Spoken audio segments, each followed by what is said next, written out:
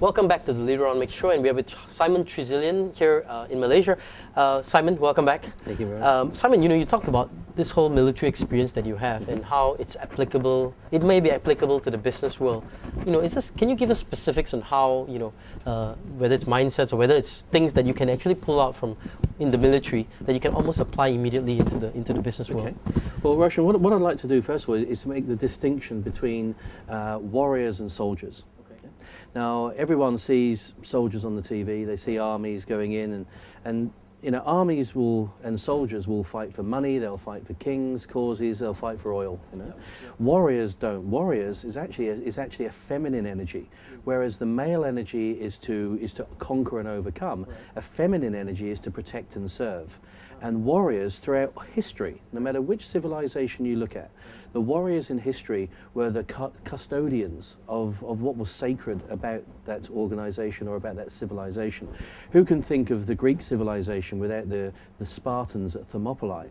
Who can think of, when you think of the Roman civilization, you think of guys with big square shields.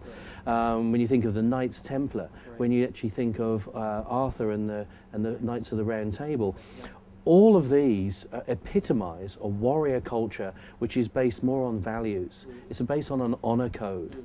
And these are people where the values were never compromised. They couldn't be bought or otherwise bargained for. And this is what Special Forces, this is why we are so distinct, even within the regular army. It's why it's called the regular army. Special Forces is exactly that. Special means that they are distinctly away from anything else that is compared to them. They're above everything else there.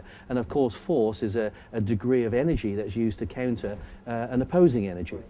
So when you think of special forces, you think that of people that come from the ordinary rank and file, and through that feeling of having something extra within their character, extra within their abilities, makes ordinary people extraordinary.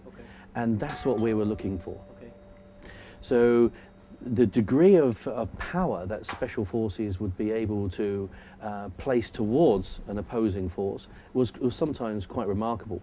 Now, what we used to call that was a force multiplier, which meant that each one of our warriors was actually worth about 10 or 20 of the opposing warriors. And that's what a force multiplier is, which means that if you have better people that are better resourced, that are better supported, better trained, highly selected, they're actually worth more than the competition. So it doesn't matter if you're a small company fronting up to a big company. I mean, look at, even just within the last 10 years, you look at Microsoft, you look at Google, you look at Facebook, all of these started off in either someone's bedroom or someone's garage. And now they're the biggest companies in the world. So no one can tell me that being elite is wrong. At some point, if you take extraordinary measures, you'll get extraordinary results. And it's as simple as that. Now, the warriors throughout history have always noticed that and always known that. This is why 300 Spartan warriors actually took over 1 million views. And of course, Hollywood has now edified that. But that is true for a lot of history. Now, so for instance, if I said to you, can you picture in your mind William II of England? You probably wouldn't be able to do that. If I said to you, well, think of Rockefeller, you've heard the name, but you wouldn't be able to picture him.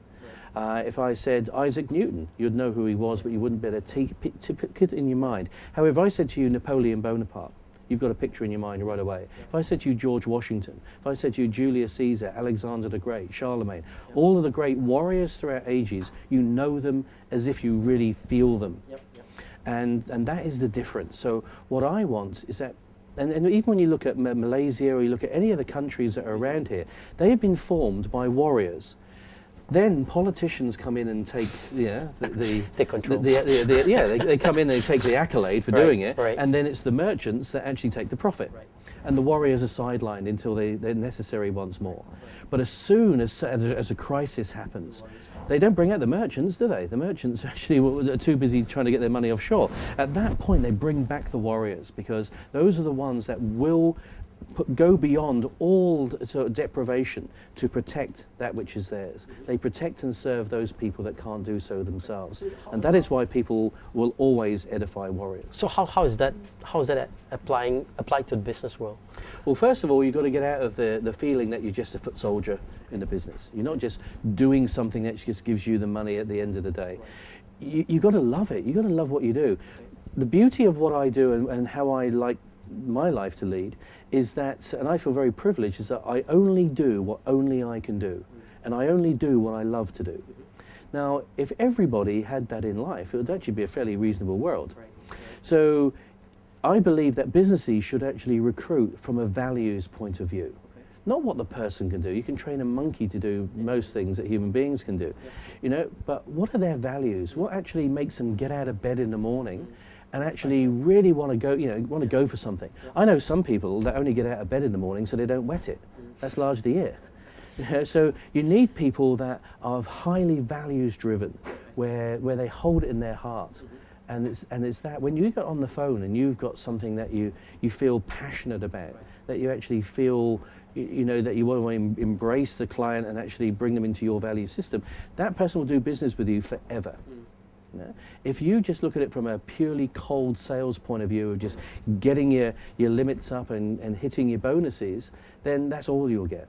People. Sure. I mean, every business aspires to have great people working in the team, but how do you actually get the right people on the bus? Because, I mean, that's the hard part, you know, that's kind of the... Well, you test people in various levels. You test them when they're tired. You test them when they're at their lowest ebb possible. You give them areas, I mean, for instance, I can tell you one, which was probably one of the biggest lessons of my life, is that we'd finished a run, we were in Special Forces selection, and we were running up this hill. I'd had a very bad knee. I'd actually injured my knee a couple of days before. And as we got in, the directing staff said, right, okay, guys, we want you just to go once round the assault course and then back in, get showered, get breakfast, and we'll see you in the training room 9 o'clock. Any questions? No. And off they ran, leaving us alone to go to do the assault course.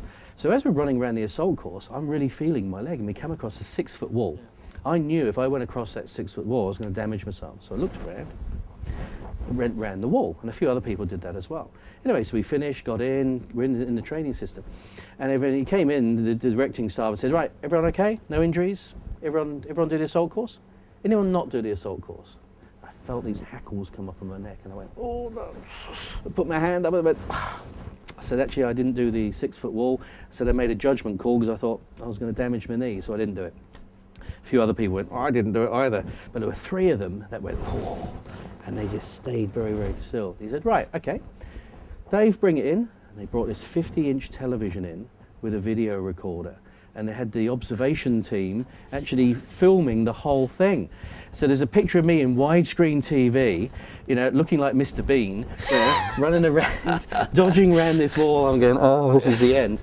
And all of these people that didn't put their hand up were going, and he went, you, and you. He said, get out. He said, you lied to your team.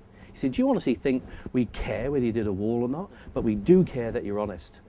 And he said, and it's that, and of course it shocked everybody, you know. And from that time on, I've always been honest, because I work on the theory that if you always tell the truth, there's so much less to remember. Yeah? So, but it was a very, very powerful experience to me, because you wanted people that were going to be honest, not just who wanted to pass the course. So that was just one area where you would look at. So you place people into those situations where their true character will emerge. The good thing is they don't know what you're looking for, so they can't train for it. Okay, fantastic. We're going to take another break, and we'll be right back with Simon Treselyan.